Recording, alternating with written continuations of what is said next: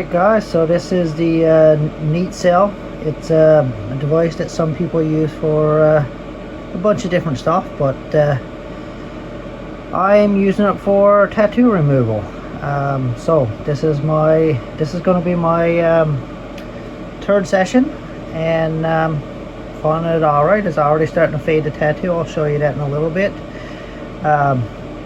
However, I like to say I don't recommend torturing yourself with a laser. I mean, it does burn the skin, causes blistering and stuff like that. So this is sort of just an experiment on my own part.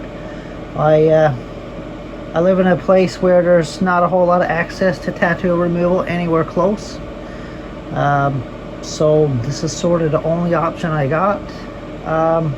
So I decided to give it a try, seeing some success from pictures and stuff online. Not a whole lot of videos out there, so I figured I'd make one showing my progress.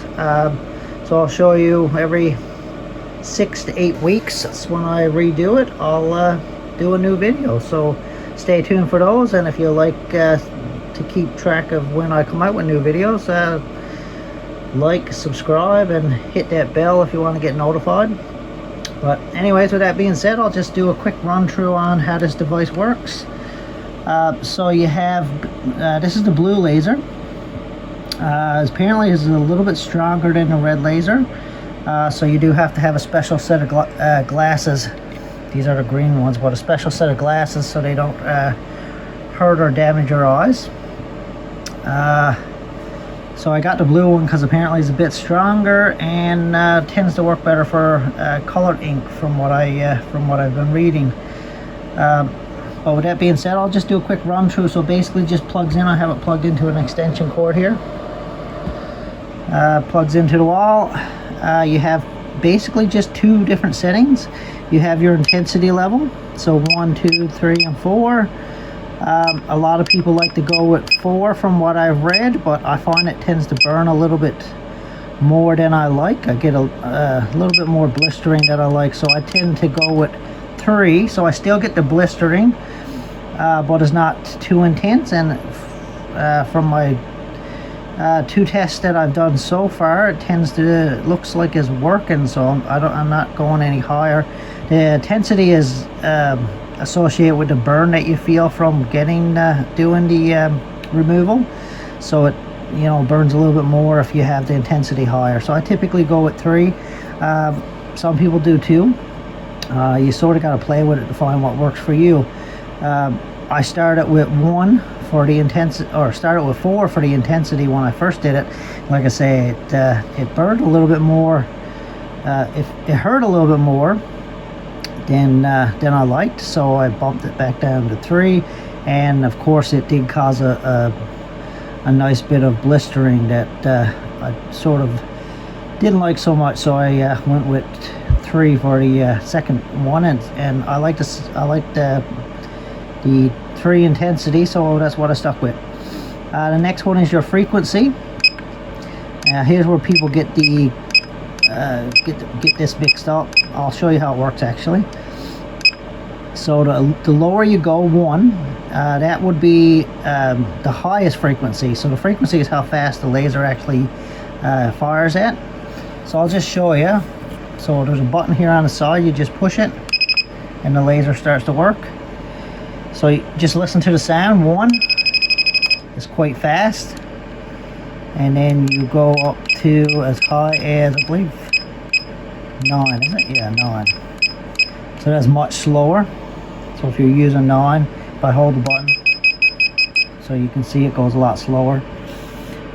So I usually use 2 or 3. Some people recommend 4.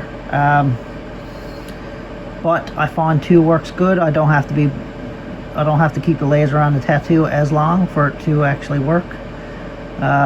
So I like getting it over quick, but of course I don't like it at 1 because it tends to go too quick and I can't seem to keep up with it. So 2 or 3 is my go-to for the frequency. And then of course you have to wear your glasses. A lot of people say that you have to put it directly on the tattoo like this, where the light hits, and a lot of people will hold it an inch or two above.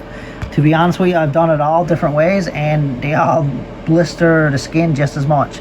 So like I say, you're basically burning your skin, and then I guess in the healing process, it removes the tattoo. So like I said, I do not recommend you do this. It's completely experimental. I have no idea what type of damage this could cause to anybody. So yeah, don't listen to some guy on YouTube. Do it all at your own risk. I don't recommend it. I'm just doing it because it's my only option. So here's the tattoo. I'm going to be zapping with the laser today to see if I can remove it. I didn't mention before, but it does take, unlike a professional laser, with these type of lasers, it does tend to take a few more sessions than the professional lasers.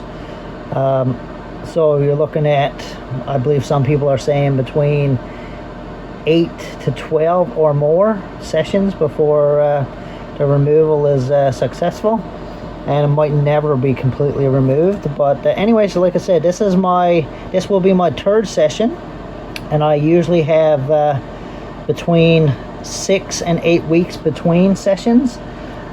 So with that being said, you need to let the skin heal up before you go and zap it again.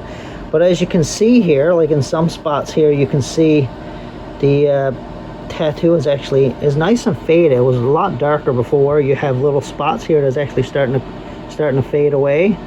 You have some gaps in here as well, so that's always good. So like I say, every 6 to 8 weeks I'll do an update, and we'll go from there and see how it works. Just gonna have a cup of coffee here now before I go and torture myself with this laser. Okay, so I got my glasses on. Unfortunately they're a bit dark, so it's a little bit hard to see. And like you can see on here, I have the frequency at 2 and the intensity is at 3. Some people will use numbing cream on here. I tend to not use it. I don't like to use numbing cream because I like to be able to feel the stinging of it, because I want to make sure I'm not doing it too much and cause unnecessary burning or potential scarring. So yeah, I don't use numbing cream. It doesn't hurt that much. It's probably not much different than the pain that you get when you get the tattoo. I find it pretty similar, and of course once you zap an area a little bit, is typically numb, so you can go over it again.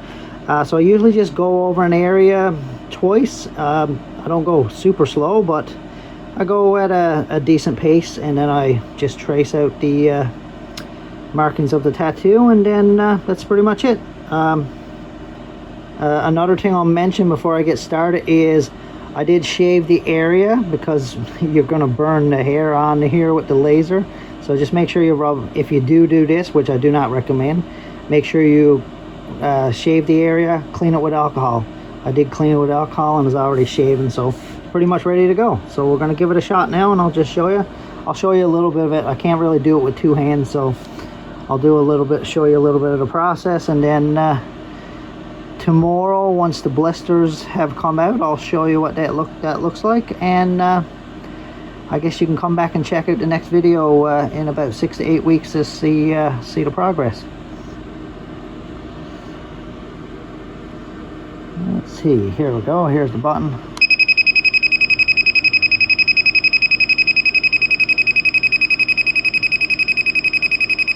Yeah, it makes a lot of noise.